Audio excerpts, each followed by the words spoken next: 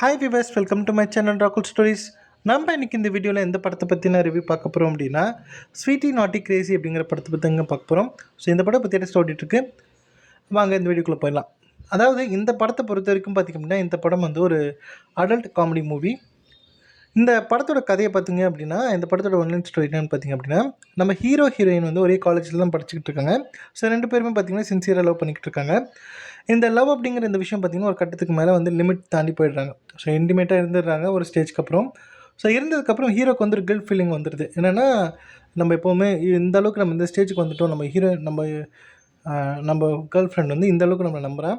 So அதனால் நம்ம அவருக்கு வந்து உண்மையாக இருக்கணும் அப்படின்னு சொல்லிட்டு என்ன பண்ணுவார் அப்படின்னா, இவரை பற்றின ஒரு விஷயங்கள் சொல்லிடுவார். என்னென்னா, இதுதான் என்னோடய ஃபர்ஸ்ட் அட்டெம்ப்ட் கிடையாது, ஃபர்ஸ்ட் டைம் இந்த மாதிரி நான் இன்டிமேட்டாக இருந்ததில்லை. இதுக்கு முன்னாடி 2 பேர் கூட வந்து நான் இன்டிமேட்டாக இருந்திருக்கேன்.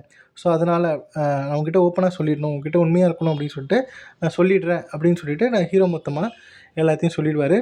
சொன்னதுக்கப்புறம் ஹீரோயின் பார்த்திங்கன்னா ரொம்ப ஒரு கோவம் வந்துடும் அவங்களுக்கு. பயங்கரமாக கோவம் வந்து ரொம்ப டென்ஷன் ஆகிடுவாங்க. ஸோ அதுக்கப்புறம் என்ன மாதிரியான சம்பவங்கள் ஆச்சு அப்படிங்கிறதா இந்த ஸ்வீட்டி நாட்டி கிரேசி அப்படிங்கிற இந்த படத்தோட மொத்த கதை.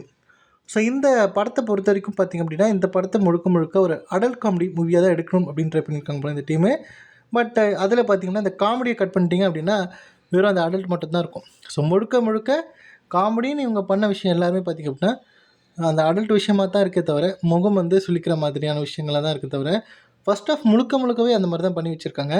எந்த இடத்துலையுமே உட்காந்து ஒரு படமாக பார்க்க முடியுமா அப்படின்னா கிடையவே கிடையாது. ஸோ ரொம்ப ஒரு லோ ஆவரேஜ் மூவி அப்படின்னு தான் சொல்வேன், பிலோ ஆவரேஜ் மூவி அப்படின்னு தான் சொல்வேன்.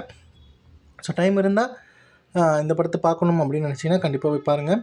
பார்த்துட்டு உங்களோட ஃபீட்பேக் என்ன அப்படிங்கிறத கமெண்ட் லீவ் பண்ணுங்கள். ஸோ இந்த வீடியோ பிடிச்சிருந்தால் லைக் பண்ணுங்கள், ஷேர் பண்ணுங்கள். மறக்காமல் என்னுடைய ராகுல் ஸ்டோரிஸ் அப்படிங்கிற என்னுடைய யூடியூப் சேனலை சப்ஸ்கிரைப் பண்ணிடுங்க. தேங்க்யூ.